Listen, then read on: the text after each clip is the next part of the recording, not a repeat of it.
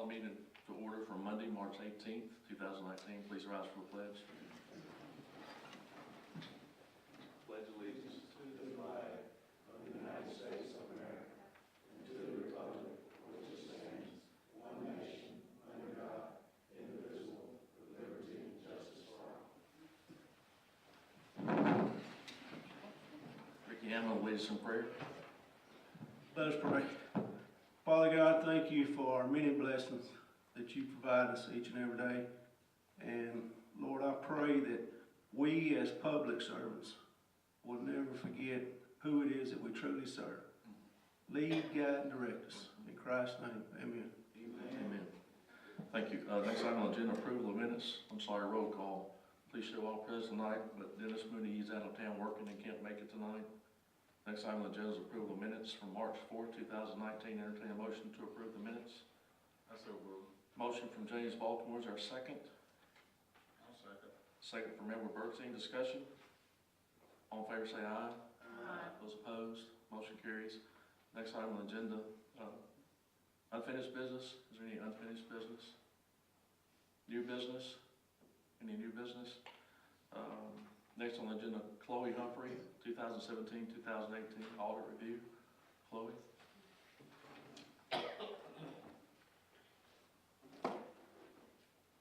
She's brought me a lot of new heavy lifting. I've got y'all's main copies in here of the audit report.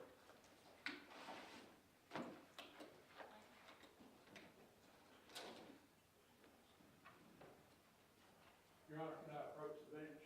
Yes, sir. Your Honor's in the audience. Thank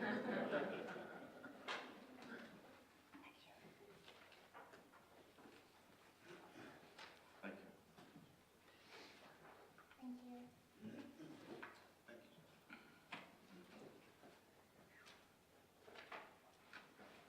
This is a copy of the final version. This was uploaded to the state's website last week. And I think I've got all the approval letters signed, and Joe can do this for me if he wants to, but I have been more involved in the actual preparation of the report, so I can go over a few highlights. This is a very thick piece of work, and there's a lot of numbers in here, and I invite your questions, and if I don't know it off the top of my head, I'll find out. But I want to bring your attention, there's three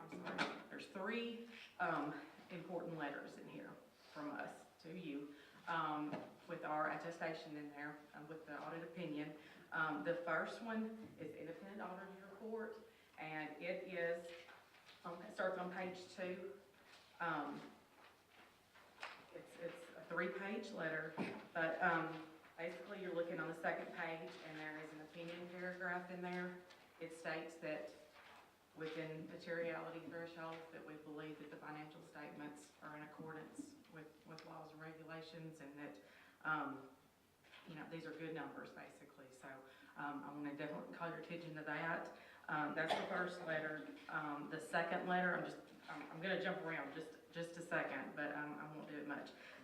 It's toward the end of the report on page 124. This is our report on internal control. This just tells you that throughout our test work, we have not noted any major problems, okay, with the city, and that is a good, it was a positive aspect. There was one finding this year. It is referenced on the second page, 125. We consider this, it's a significant finding, but it's not a material weakness, okay? It's just something that has come up this year. It's called 2018-001, and it is detailed more right on the next page. Let's see, sorry, page 128.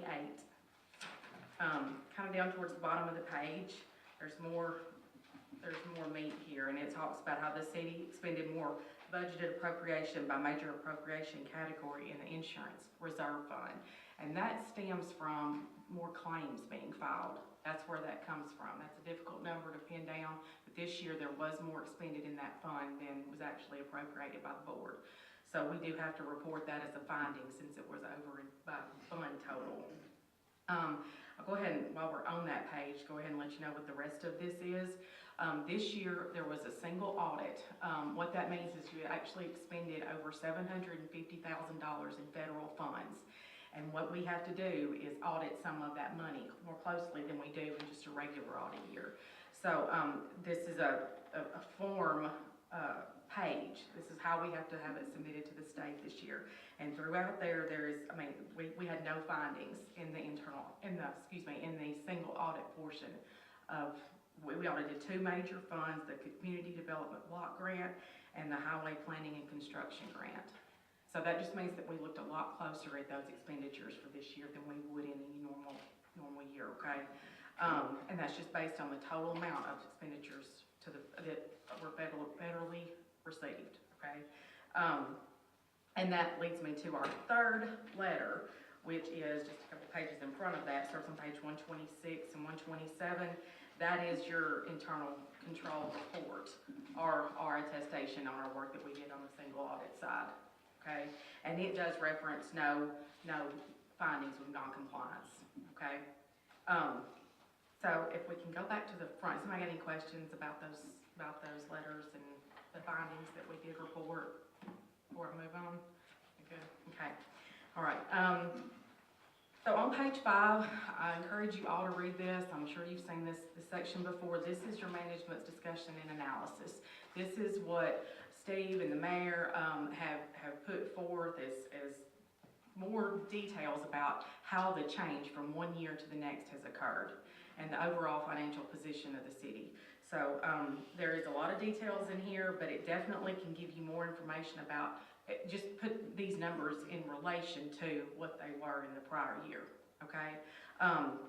And one of the highlights of that is on page 8, and it discusses the increases from one year to the next in our overall net position of the city as a whole, okay? I wanted to call your attention to the governmental activities as a whole, having decreased the city's net position by 1.6 million, 1.7 million. And then for the business type activities, we've got an increase in net position of 2.5 million. So collectively, there is an increase in net position. So like I said, I encourage you to read that in its entirety, and it'll give you a little bit more insight. But on page 18 is the statement of net position. This is something that GASB requires us to report. It is your total, every fund. You've got two columns here: governmental activities, business type activities, and a total. And that next page gives you the total net position of the city as a whole is 99 million.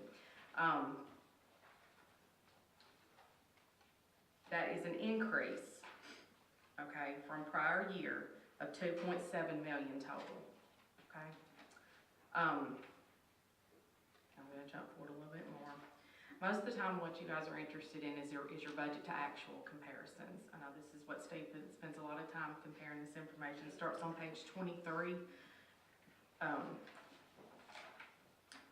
That's your actually your governmental fund statement of revenues and expenditures. You can see the totals there. And then thereafter are schedules for the school fund and the general fund. Those are considered your major funds this year. So you're gonna have those broken down in a little bit more detail. In here. There's a lot of statements in here, y'all. One of the numbers that we did want to bring your attention to is the pension fund, okay? The liability that we reported related to the pension fund. You know, there's been a lot of discussion about that, and I wanted to kind of show you where that landed this year, okay? So the total liability for the pension. What page are you on? Well, I'm gonna have to come back to you on that. I'm gonna jump around for a sec, because the liability is recorded on that statement of net position on page 18, okay? As is the whole city. I've got a lot of pension plans right now, because you've got some related to, they're all separately reported. The electric company, the school fund has 3, and then the city has its own. So that's a lot of the disclosure pages in this report. But I did want to kind of bring up the city one itself. There are some This number is actually reported inside, sorry, page 19, one page here. This number is reported in that other accrued liabilities line. You'll see that 32.7 million under the governmental activities column. That number is representative of that liability, okay? So I just wanted to be sure that y'all understood where that came from, and where it was reported on the balance sheet. So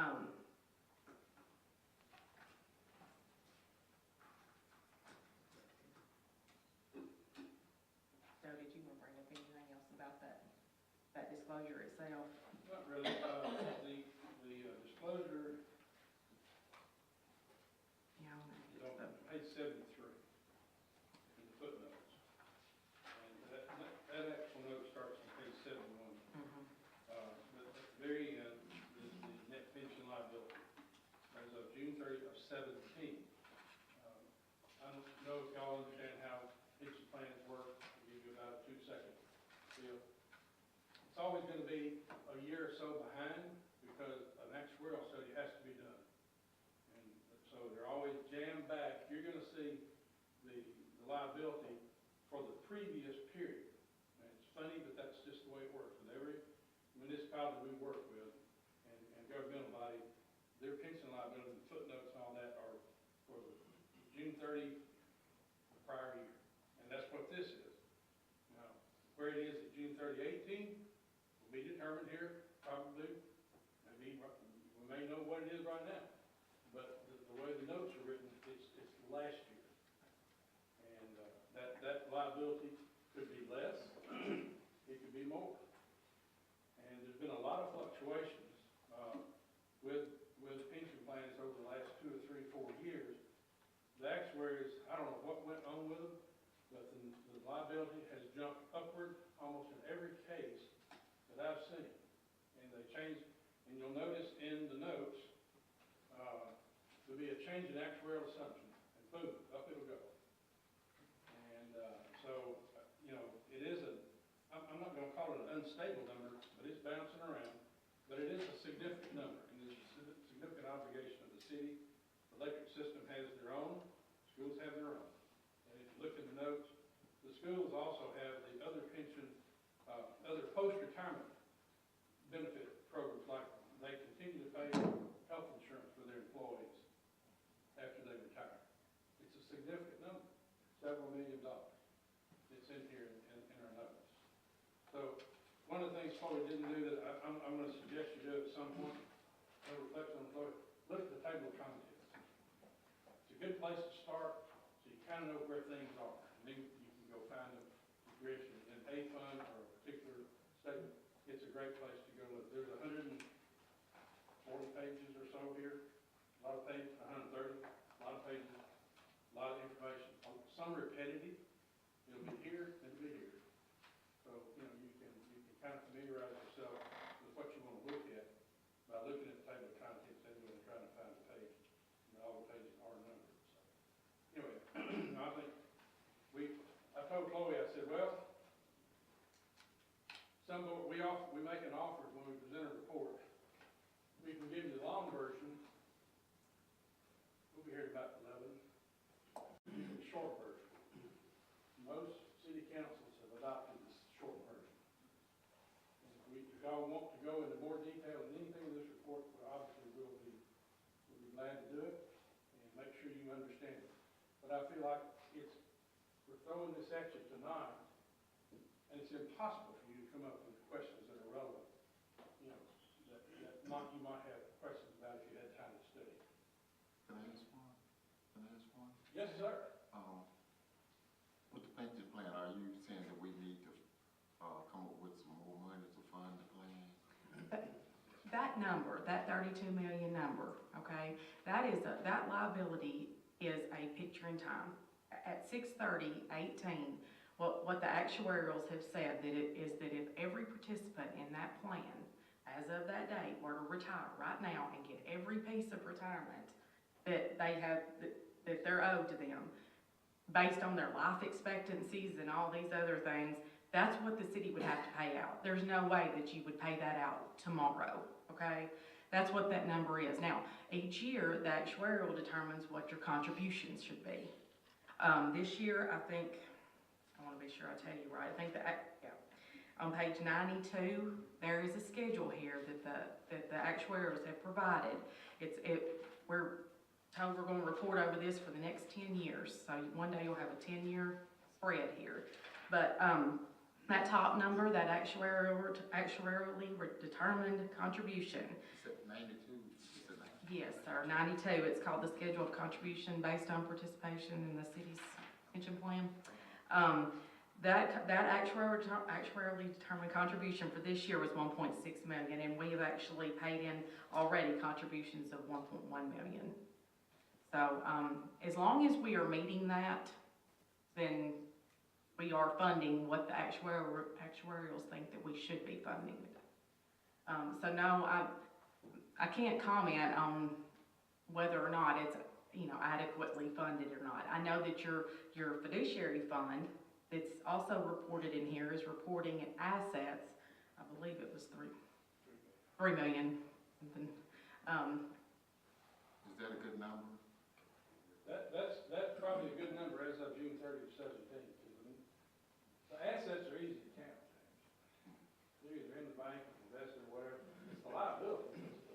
It's elusive. And it's gonna get some better as time goes on, because I think you kind of froze the plan, and, other people aren't entering the current city of Dyersburg plan, is that correct? That's correct. That's correct. So you kind of stopped some of the bleeding there. But as Chloe said, and I don't think you'll allow lump sums cashing out. We did a one-time lump sum. That is coming on. Right. So you're not gonna get hit all at once. Everybody quit and said, I want the money. But it is still a large liability, and it's gonna take some time to work off of it. Y'all have a plan with the state that's been accepted, and I think it needs to be adhered to. Try to make sure that the liability is addressed. And, Let me make one comment if I can. Of course, there's been a lot of talk about our pension plan. We're involved in a lawsuit that's going on 3 years now, so I hesitate to say a whole lot because that lawsuit has not been settled, but we're going to trial in July. But what I can tell you is the state of Tennessee passed the Pension Plan Reform Act of 2015. The city of Dyersburg got a defined benefit plan, a very good plan. Some of you that were here, Mr. Baltimore, is aware of that. But defined benefit plans were very costly to municipalities, electric co-ops. So as a result of the state passing that plan in 2015, the city of Dyersburg, with the assistance of the state, with the assistance of the actuary, with the assistance of Steve Anderson, went through and made some changes to our defined benefit plan. That was all done in December of 2015. And I have mailed y'all copies of all of that. I think it involved 4 or 5 different amendments or motions to our former plan. So you have all that information. You've got that. And I think what people get caught up on is that it is a benefit in the future. And just like Chloe said, as of June 30th, that day, that census with our employees, based on 7 or 8 factors going forward, determines what that amount should be, right?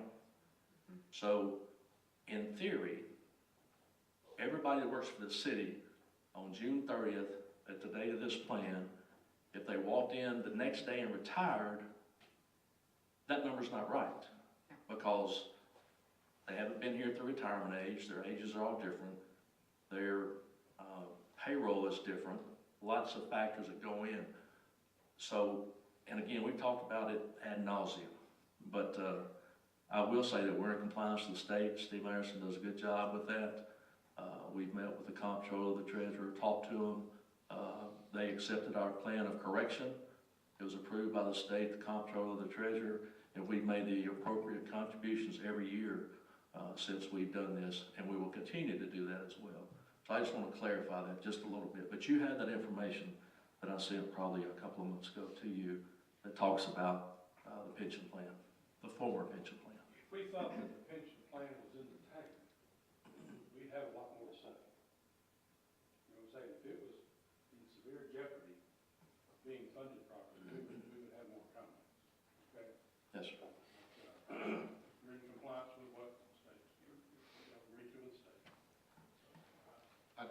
problem with it, I just want to make sure that if we need to come up with some more money, that we have an idea how much we might have to come up with. But since you're saying we don't have to come up with any, But that was a 5-year plan submitted to the state. Again, we're following that pattern, and I assure you, if we're not following it, the state's gonna let us know. I promise you that. And if we have the opportunity to make additional contributions, we do that, and we've done that, Steve, right? Yes. Then we put $1 million in excess of what we were supposed to last year or 2 years ago? 2 years ago? Okay. All right, thank you. Any other questions or comments? I invite y'all to email me or call me if you get home and start looking over this and want some more information, okay? can I ask one more question? Absolutely. How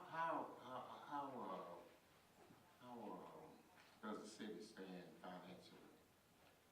And tell you your financial net position, okay? Overall, Overall. total city. Yeah. I wanna, what's my number? I think it was 99 million total. Yes, 19, it's on page 19. There's a total net position reported on that page at the very bottom of 99,142,000. What page is that? 19.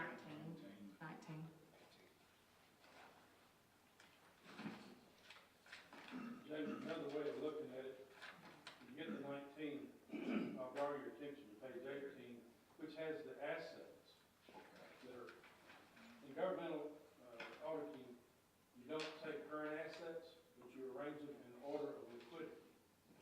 So the current assets are at the top, cash, and taxes receivable.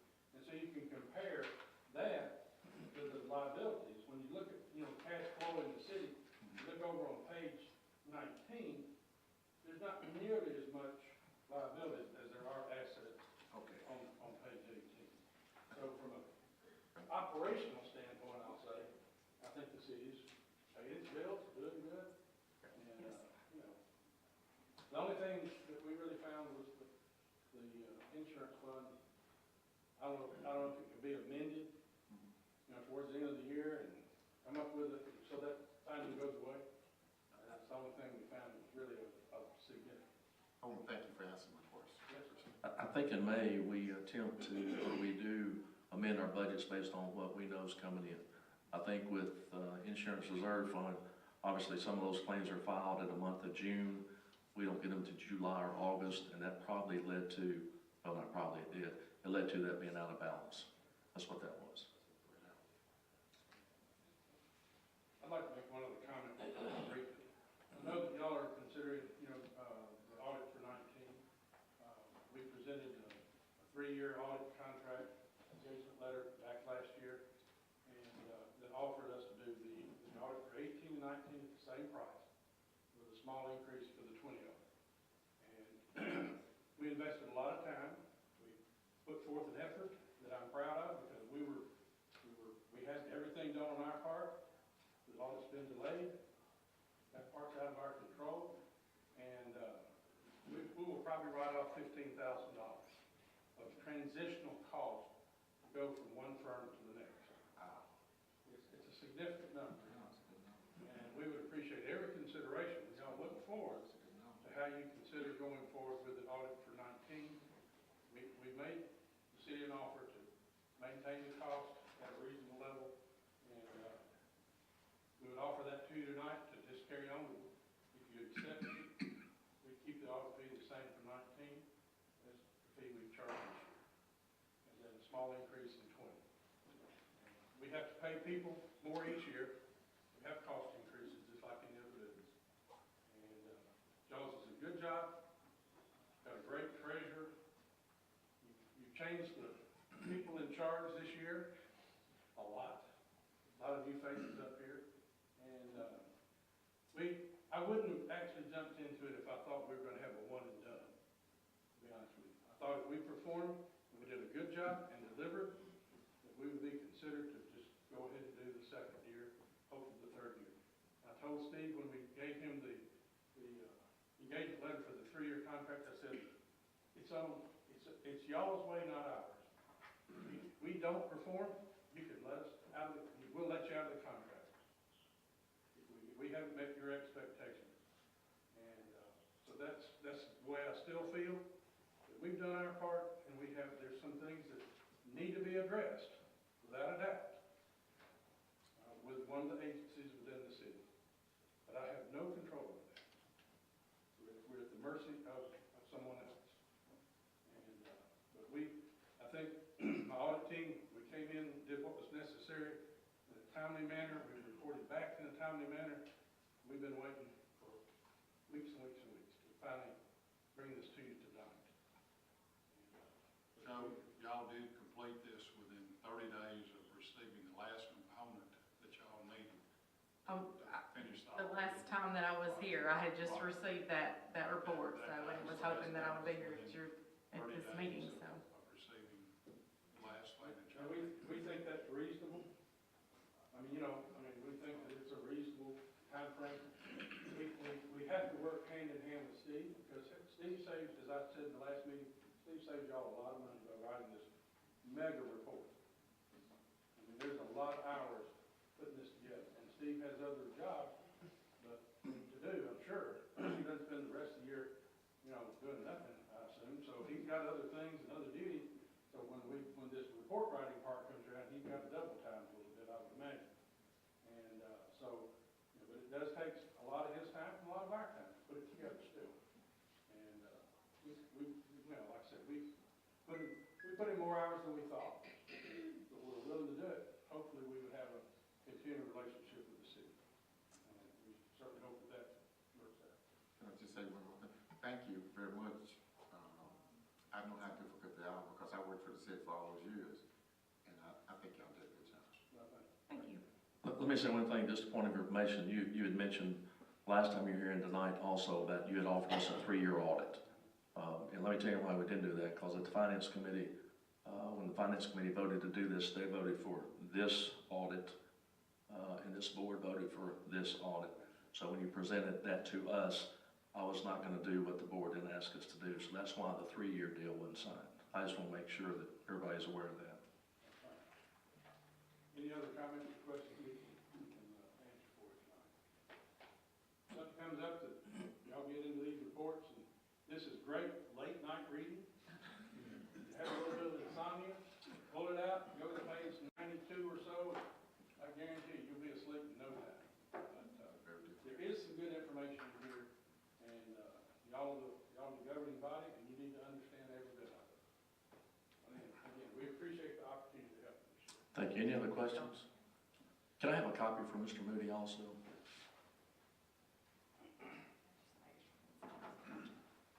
We'll see the rest of it.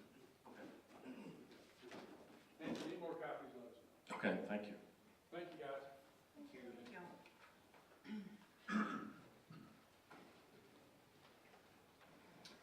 Next item on the agenda, public hearing, a beer permit for Jordan's Grab and Go, doing business as Jordan's Grab and Go, 1809 St. John Avenue, Dyersburg, Tennessee. Chief?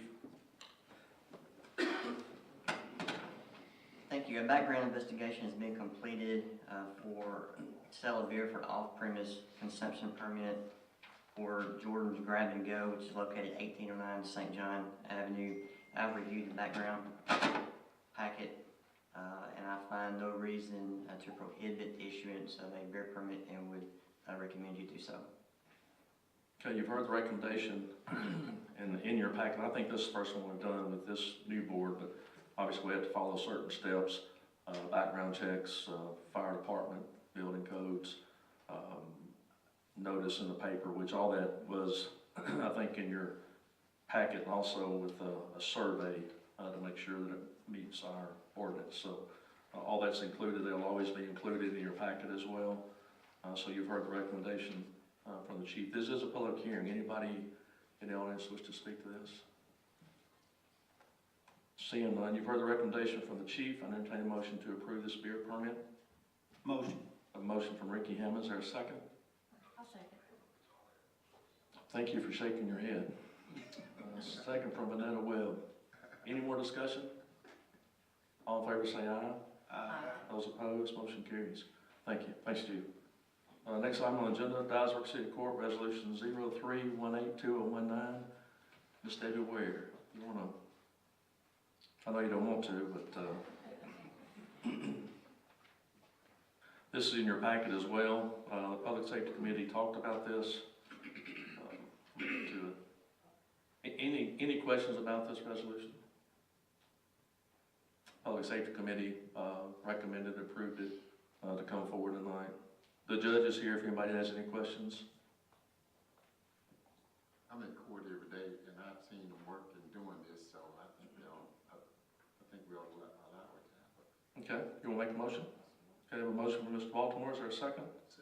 Second from Willie Cole. Any more discussion? All in favor say aye. Aye. Those opposed, motion carries. That was easy. Thank you. Thank you, Judge, for being here as well. Appreciate it. Thank you all for accommodating this. Next item on the agenda, the attorney invoice that was attached in your packet as well. The attorney invoice amount of $2,412.50. I entertain a motion to approve this. So moved. Motion from Coach Coles, or a second? Second. Edward Burks, any discussion? All in favor say aye. Aye. Those opposed, motion carries. Next item on the agenda, bids. Greg Williams. The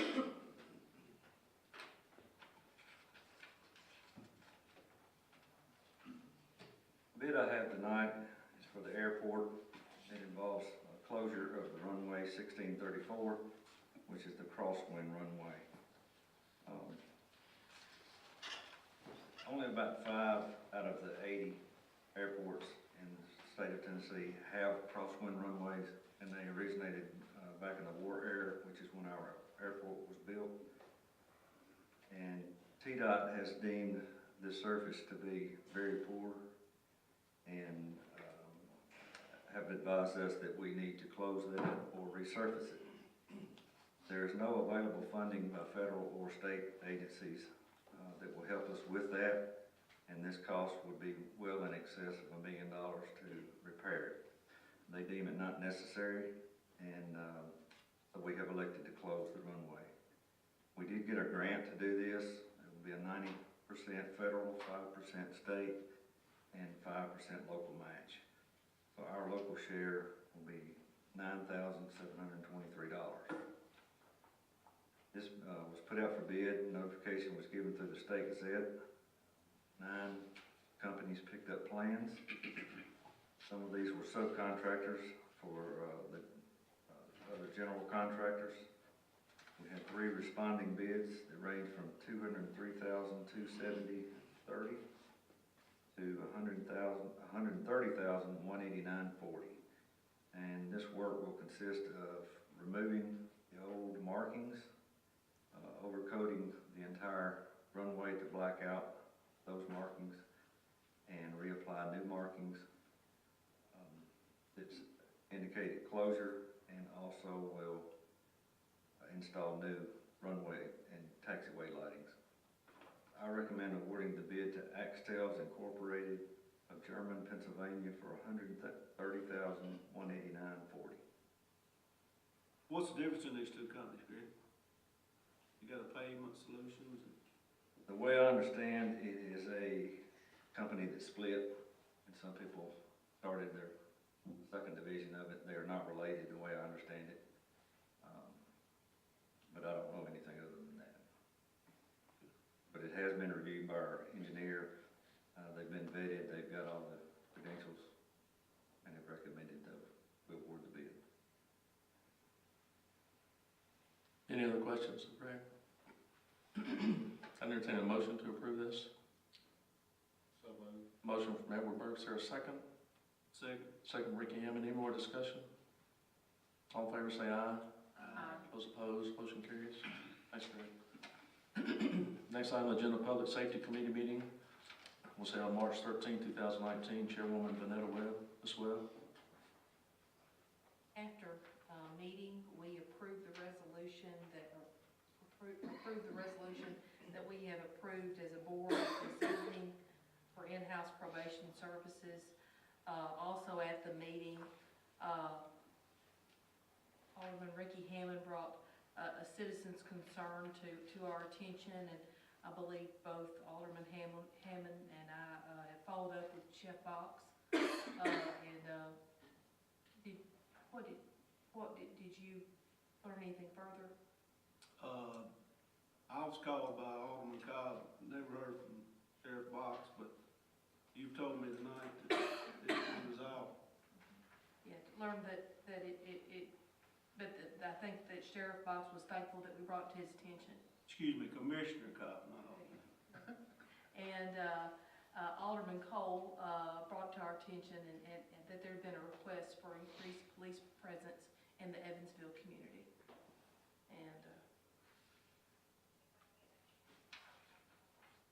And we talked about Mission Blitz, but we had a productive meeting.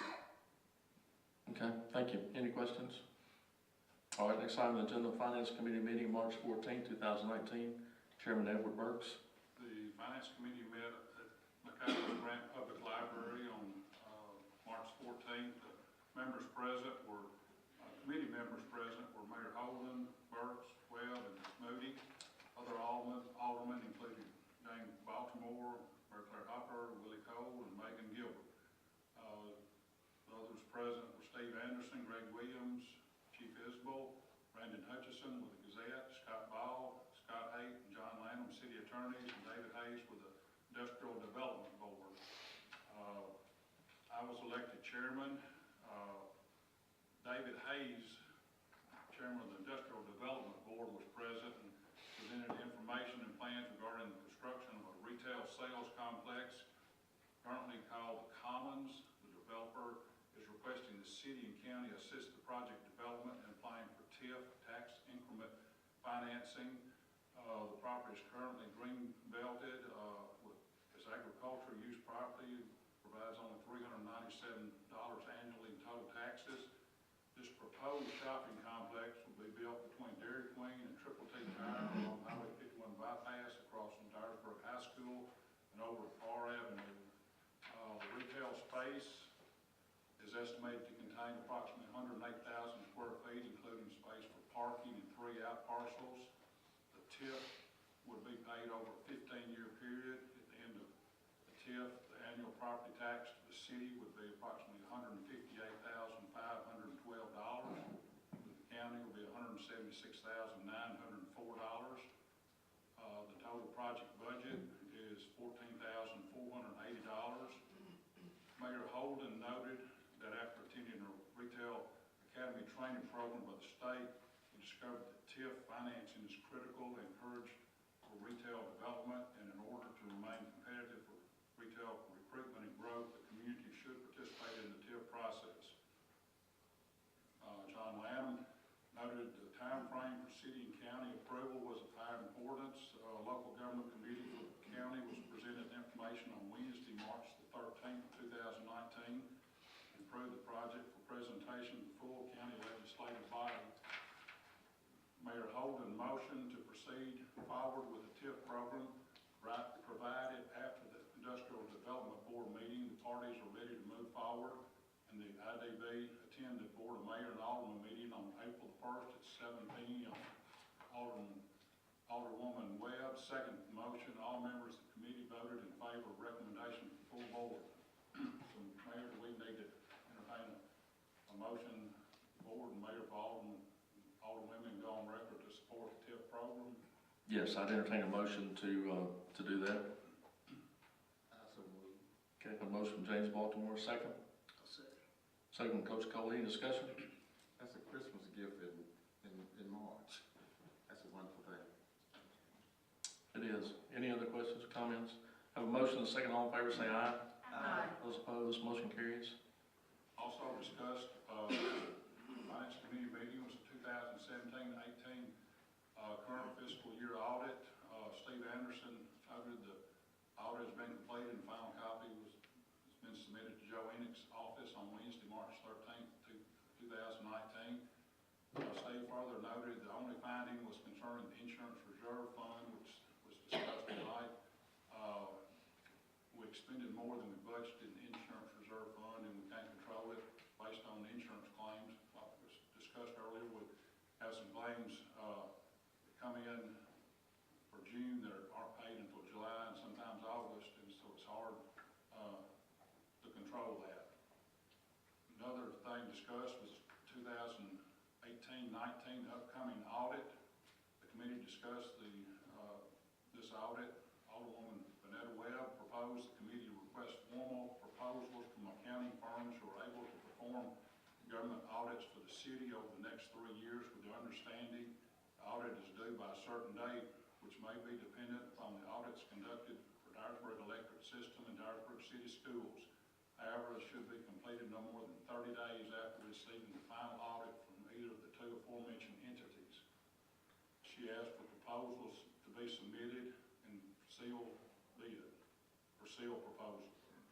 After further discussion, Alderwoman Webb motioned to reconvene in 2 weeks to discuss the upcoming 18-19 fiscal audit and to consider proposals to be drafted by Steve Anderson and Greg Williams, seeking accounting firms to do the audit for the city for the next 3 years with a definite deadline. Motion was seconded by Alderman Moody, including the full committee. Alderman Moody asked that the city should place a stipulation to review the overall work performance of the selected auditor after each year. Alderwoman Webb amended her motion to include a 1-year contract with 2 1-year extensions. Additionally, Alderwoman Webb motioned to have the committee formally communicate with the city school board, expressing the city board's concern of the timeliness of the school system's audit. Alderman Burke seconded the motion. Mayor Holden offered to write a letter to the Dyersburg City School Superintendent on behalf of the Board of Mayor and Alderman expressing those concerns. Alderwoman Webb amended her motion to include the letter, and the motion was approved by the committee. So I guess we've got 2 motions concerning the upcoming 18-19 audit. One was to request formal seal proposals from accounting firms capable of performing government audits for the city, with the understanding the audit is due no later than 30 days after receiving the final audits conducted for the Dyersburg Electric System and Dyersburg City Schools. The proposals will be for 1 year of contract and include 2 1-year extensions. You want to take a motion on that, or do them both together? I think we need to do it separate. Okay. Okay, you've heard the reading of the minutes, and I will say Greg is working on that proposal, and we'll get that to you prior to our meeting on 2 weeks from this past Thursday. But we are working on that as far as the proposal itself, or the bid contract. So I'd entertain a motion to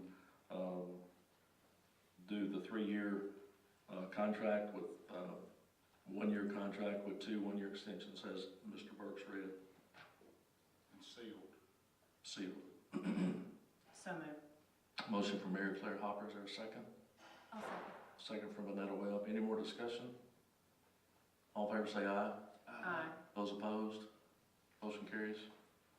And we also had a request that Mayor Holden write a letter to the Dyersburg City School Superintendent on behalf of the Board of Mayor and Alderwomen, expressing the city board's concern with the timeliness of the school system's audit.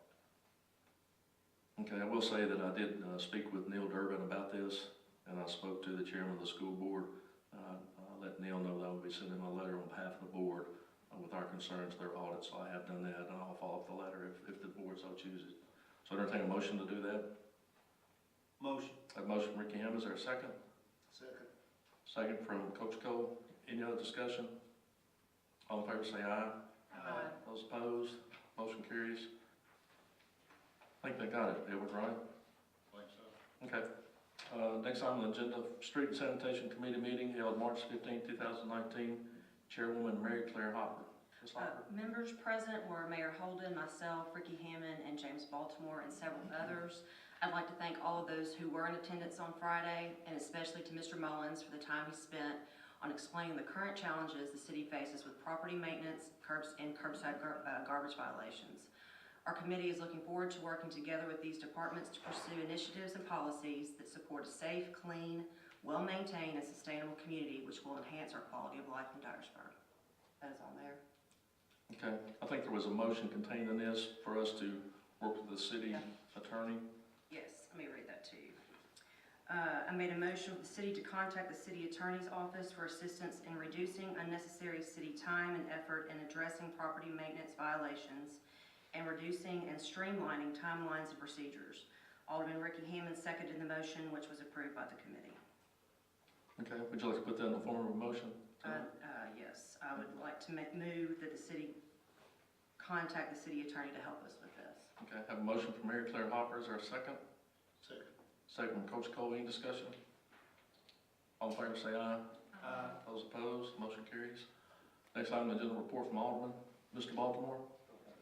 Edward? No report. Coach Cole? None. Megan? No report. Ricky? None. Mary Claire? None. Annetta? None. Wow, y'all are easy. Let me thank Steve Anderson and his staff for the work they do in the audit. It's a big job, as you see, with the books here, but Steve is a valuable part of our team, and his staff at City Hall do an outstanding job in making sure that we are doing things properly and correctly and legally. Also, Chloe mentioned the budget, the grants, the single audit because of the grants. We get a lot of grants to the city of Dyersburg. You would not believe the amount of paperwork involved with those grants. But each department head that is affected by the grant, who takes advantage of the grants, along with Steve Anderson, Bob Jones, Scott Ball, Tiffany Hurd, and Greg Williams, do an outstanding job of managing that process. And for us to have no findings with the amount of grants we receive as far as the paperwork is concerned, is to be commended. So thank you all for what you do, and the department heads involved with that as well. With that, we adjourn. Thank you.